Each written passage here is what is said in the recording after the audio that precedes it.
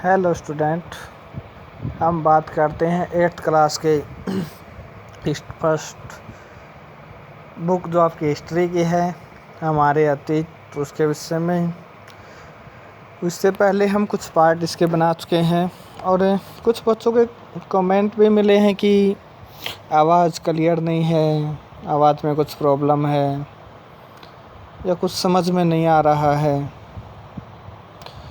तो उसमें मैं आपको ये बताना चाहता हूँ कि अगर यहाँ 5-7 मिनट की जो आपकी वीडियो बनती है उसमें हमारा एक ही पैसेज कंप्लीट हो पाएगा। ऐसे में तो एक चैप्टर 1 महीने में ही कंप्लीट होगा। हाँ, हो सकता है कि थोड़ा स्पीडली बोला जाए, वो समझ में ना आए। तो यहाँ बात करते हैं सर्वेक्षण का बढ़ता महत्व है कि औपनिवेशिक शासनकाल के दौरान, औपनिवेशिक शासनकाल है जो अंग्रेज़ों ने भारत में शासन किया है, उस शासन को औपनिवेशिक शासनकाल कहा गया है। के दौरान सर्वेक्षण का चलन भी महत्वपूर्ण हो गया। सर्वेक्षण उन्होंने जो क्या है, किस तरह के जो सर्वेक्षण किए हैं, सर्वे किए हैं उन्होंने। अंग्रेज़ों का विश्वास है किसी देश पर अच्छी तरह शासन चलाने के लिए उसको सही ढंग से जानना ज़रूरी है। भारत को उन्होंने गुलाम बनाया, लंबे समय तक गुलाम बनाए रखने के लिए सर्वेक्षण क्या है, सर्वेक्षण के ज़रिए सिर्फ भारतीयों की कमियों को जानने की कोशिश की गई है कि कमियां क्या रही हैं। तो यहाँ जो सर्वेक्षण किए गए हैं उनके विषय में बात करता है कि 19वीं सदी की शुरुआत तक पूरे देश का नक्शा तैयार करने के लिए बड़े बड़े सर्वेक्षण किए जाने लगे कि पूरे देश में कहाँ नदियाँ हैं, कहाँ पहाड़ हैं, या फिर आपके मैदानी भाग कहाँ हैं, फसलें ज़्यादा कहाँ पैदा होती हैं।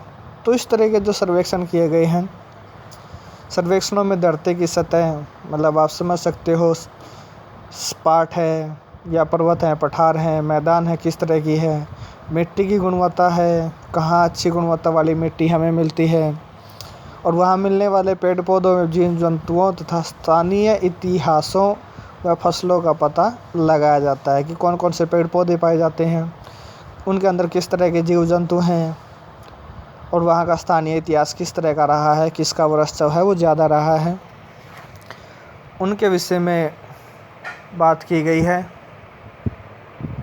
फिर आगे हम बात करते हैं अंग्रेज़ों की राय में किसी इलाके का शासन चलाने के लिए इन सारी बातों का जानना ज़रूरी था और इसलिए उन्होंने सर्वेक्षण किया ही है। 19वीं सदी के आखिर से हर 10 साल में जनगणना भी की जाने लगी। ये आपको पता है कि जनगणना है वो 1872 है, वहाँ से शुरुआत हुई थी, लेकिन पहली जनगणना 1981 में हुई है, 1881 में स्टार्ट हुई। वो बातें यहाँ हैं। 10 साल के बाद जनगणना होती है। जनगणना के जरिए भारत के सभी प्रांतों में रहने वाले लोगों की संख्या, प्रांत होते हैं राज्य, कितने लोग निवास करते हैं, कौन कौन सी जाति है, इस इलाके में लोग कौन कौन से व्यवसाय करते हैं, मतलब जो कार्य करते हैं। इसके अलावा वनस्पति सर्वेक्षण, पेड़ पौधे, मतलब वनस्पति सर्वेक्षण के अंदर कौन कौन से जो ऐसे पौधे हैं जो ज़्यादा कीमती हैं या फिर जड़ी बूटियाँ प्रदान करते हैं। प्राणी वैज्ञानिक सर्वेक्षण, मतलब जो जीव जंतु हैं उनके, प्राणियों के विषय में बात की गई है। पुरातात्विक सर्वेक्षण या मानव शास्त्रीय सर्वेक्षण। एक होते हैं भूगोलवेत्ता, एक होते हैं पुरातात्विक। पुरातात्विक है यहाँ पे जो प्राचीन समय की जो वस्तुएं हैं उनको कलेक्ट करके उनसे जो जानकारियाँ इकट्ठी करते हैं। वन सर्वेक्षण आदि कई दूसरे सर्वेक्षण भी यहाँ किए जाने लगे। अधिकृत रिकॉर्ड से क्या पता नहीं चलता। अधिकृत रिकॉर्ड होते हैं जो संरक्षित किए गए हैं, जिन्हें रखा गया है। रिकॉर्ड की इस विशाल भंडार से हम बहुत कुछ पता लगा सकते हैं, फिर भी इस बात को नज़रअंदाज नहीं किया जा सकता कि ये सारे सरकारी जो रिकॉर्ड रहे हैं, जो तस्वीरें रिकॉर्ड हैं, उनमें इनसे हमें यह नहीं पता चलता कि सरकारी अफसर क्या सोचते थे, कि उनकी दिलचस्पी है वो अलग अलग थी, किन चीज़ों में थी, बाद के लिए वे किन चीज़ों को बचाए रखना चाहते थे। इन रिकॉर्डों से हमें यह समझने में हमेशा मदद नहीं मिलती कि देश के दूसरे लोग क्या महसूस करते हैं, उनकी कार्रवाई क्योंकि क्या वजह है। तो ये लोगों की समझ से परे रहा कि वो क्या जानना चाहते हैं, क्यों सर्वेक्षण करना चाहते हैं। तो इस तरह की जो समस्याएं रही हैं लोग नहीं समझ पाए। इन बातों को जानने के लिए हमें कहीं और देखना होगा। जब हम ऐसे दूसरे स्रोतों की तलाश में निकलते हैं तो उनकी कोई कमी नहीं रहती, लेकिन सरकारी रिकॉर्डों के मुकाबले उन्हें ढूंढना ज़रा मुश्किल साबित होता है, क्योंकि सरकारी रिकॉर्ड में तो वो संरक्षित रखे जाते हैं। इस लिहाज से लोगों की जो डायरियाँ हैं, मतलब जो लोग डायरियों के अंदर लिखते हैं, तीर्थ यात्री जो आते हैं अपनी यात्रा वृत्तांतों में लिखते हैं, यात्रियों की जो स्मरण शक्ति है, मतलब जो उन्होंने देखा है उन्हें वो याद है, या फिर उन्होंने जो अपनी आत्मकथाओं में लिखा है, स्थानीय बाज़ारों में बिकने वाली लोकप्रिय पुस्तकों में महत्वपूर्ण जो बातें हैं उनके बारे में। तो ये दूसरे स्रोत हैं जो किसी एक क्षेत्र की को जानने के लिए।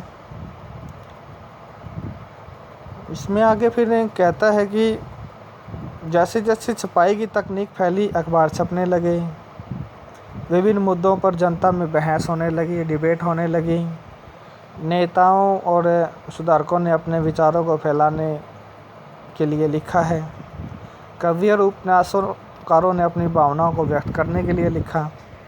तो ये सच्चाई है, इतिहासकार लिखते हैं वो उनकी भावनाएं होती हैं, जो कवि है उनकी भावनाएं उनमें व्यक्त होती हैं। तो ये सब बातें यहाँ कही गई हैं, जो यहाँ दिखाया गया है उसको। लेकिन ये सारे स्रोत उन लोगों ने रचे हैं जो पढ़ना लिखना जानते थे, अनपढ़ व्यक्ति नहीं, क्योंकि अनपढ़ व्यक्तियों के पास तो स्मरण शक्ति है, उसकी वजह से ही वो उन्हें याद हैं। और इनसे हम यह पता नहीं लगा सकते कि आदिवासी और किसान, खाद्यान्नों में काम करने वाले मजदूर या सड़कों पर ज़िंदगी गुजारने वाले गरीब किस तरह के अनुभवों से गुजर रहे थे। उनके अनुभवों को यहाँ नहीं दिखाया गया है, उन्हें वो किस तरह के जो क्या समाज के बारे में सोचते थे। अगर हम थोड़ी और कोशिश करें तो इस बारे में जान सकते हैं। किताब में आगे बढ़ेंगे तो उसके विषय में हम बात करेंगे। यहाँ हमारा जो पहला चैप्टर है वो हमारा कंप्लीट हो जाता है।